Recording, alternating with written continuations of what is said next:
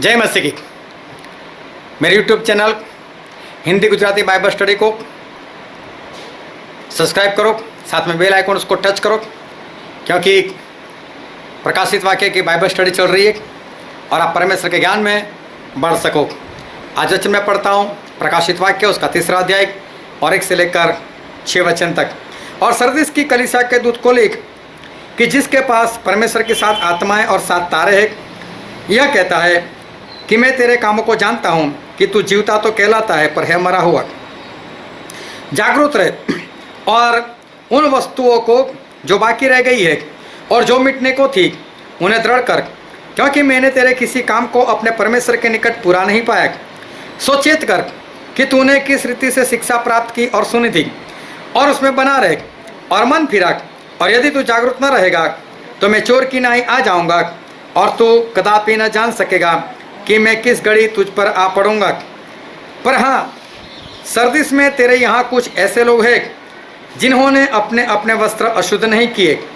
वे श्वेत वस्त्र पहने हुए मेरे साथ घूमेंगे, क्योंकि वे इस योग्य है। जो जय पाए उसे इसी प्रकार श्वेत वस्त्र पहनाया जाएगा, और मैं उसका नाम जीवन की पुस्तक में से किसी रीति से न काटूंगा, पर उसका नाम अपने पिता और उसके स्वर्गदूतों के सामने मान लूँगा। जिसके कान हो वह सुन ले कि आत्मा कलीसियाओं से क्या कहता है। ये है 5वीं पत्री। और सरदीस की जो कलीसिया थी उसको परमेश्वर ऐसा कहते हैं पहले वचन में, तू जिंदा तो कहलाता है पर है मरा हुआ।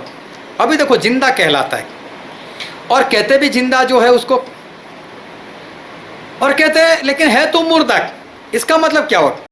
है मरा हुआ लेकिन दिखाने में जिंदा है। इसका मतलब ये है कि दिखावा बहुत कर रहा है। ये कलीसिया और बातों में अच्छी है, लेकिन इस कलीसिया में दिखावा है। जब परमेश्वर ने आदम और हवा को बनाया था तो बाइबल में ऐसा लिखा है, अपनी समानता में, अपने स्वरूप के अनुसार। जैसे परमेश्वर बाहर से दिखते वैसे तो बनाया ही था, साथ उनके स्वभाव में बनाया था। और देखो, परमेश्वर का स्वभाव, उनकी समानता क्या है और कब आ सकती है? वो बिना पवित्र आत्मा कभी नहीं आ सकती। और इसलिए आदम और हवा पवित्र आत्मा से भरे हुए थे। और परमेश्वर उनको कहा था कि जिस दिन भले बुरे पेड़ का फल खाओगे उस दिन, उसी दिन मर जाओगे। और देखो, आदम और हवा दोनों ने फल खाया, नहीं मरे उसी दिन। उसके बाद भी वो लोग तो जिंदा थे। तो परमेश्वर ने क्या झूठ बोला था? नहीं, परमेश्वर उनको एदन बाग से निकाल दिया। अब उनके अंदर वो परमेश्वर का स्वभाव, परमेश्वर की समानता नहीं रही थी। खाते पीते थे, ऑक्सीजन लेते थे, दिखने में जिंदा थे, लेकिन परमेश्वर के निगाह से देखो तो आदम और हवा मर चुके थे, क्योंकि उनमें पवित्र आत्मा नहीं रहे थे। बिना पवित्र आत्मा का जीवन, मतलब वो इंसान परमेश्वर की निगाह में मुर्दा है, याद रख लेना। आज कलीसिया में ऐसे लोग हैं जो रेगुलर चर्च जाते हैं, आराधना करते हैं, ऐसे अपने हाथों को उठा लेते हैं, तालियां अच्छे से बजाते, जोरों जोरों से गाना गाते, वचन अच्छे से पढ़ते, लेकिन सब दिखावा। उनके स्वभाव में परमेश्वर वाला प्रेम नहीं, उनके जीवन में शांति नहीं, आनंद नहीं, सहनशीलता नहीं, धीरज नहीं, विश्वास नहीं, नम्रता नहीं, संयम नहीं, लड़ाई है, झगड़े है।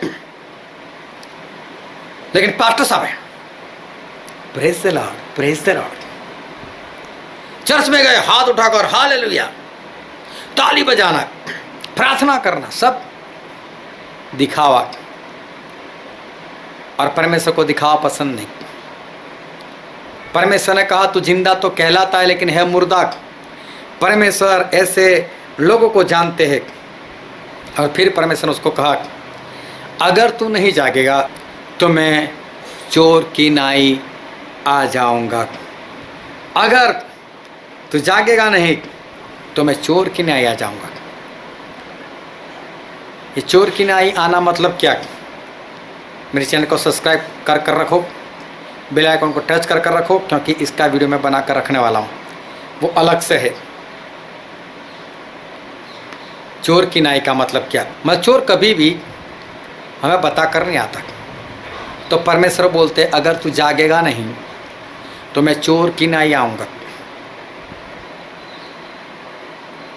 तुझे पता भी नहीं चलेगा और मैं आ जाऊँगा, ऐसा परमेश्वर कहना चाहते। फिर परमेश्वर आगे कहते कि अगर तू नहीं जागेगा तो जीवन के पुस्तक से मैं तेरा नाम जो है वो मैं मिटा दूंगा। ये जीवन का पुस्तक क्या है उसका भी एक अलग से वीडियो है, इसके बाद मैं उसको अपलोड करने वाला हूँ। लेकिन जीवन का पुस्तक वो है, उसमें जिसका नाम लिखा होगा उन्हीं को जीवन में मतलब कि स्वर्ग में लिया जाएगा। अगर तू जागेगा नहीं, तेरे अंदर से दिखावा दूर नहीं करेगा, तो जीवन के पुस्तक में तेरा नाम नहीं रहेगा, तू स्वर्ग में नहीं जा सकता। तो एक कलीसिया एक ऐसी है जिसमें दिखावा है, मैं बहुत आत्मिक, मैं बहुत आत्मिक। सही में ऐसा है नहीं, ये सिर्फ दिखावे की बात है। अगर आप में ऐसी कोई दिखावे वाली बात है, बाहर परमेश्वर के लोगों को कुछ अलग दिखा रहे हो और संसार के लोगों के सामने आपका कुछ चरित्र अलग है, तो जाग जाओ, स्वर्ग में नहीं जा पाओगे। इसी तरह से परमेश्वर के वचन में बने रहने के लिए मेरे चैनल को सब्सक्राइब करो। परमेश्वर आपको आशीष दे। आमीन।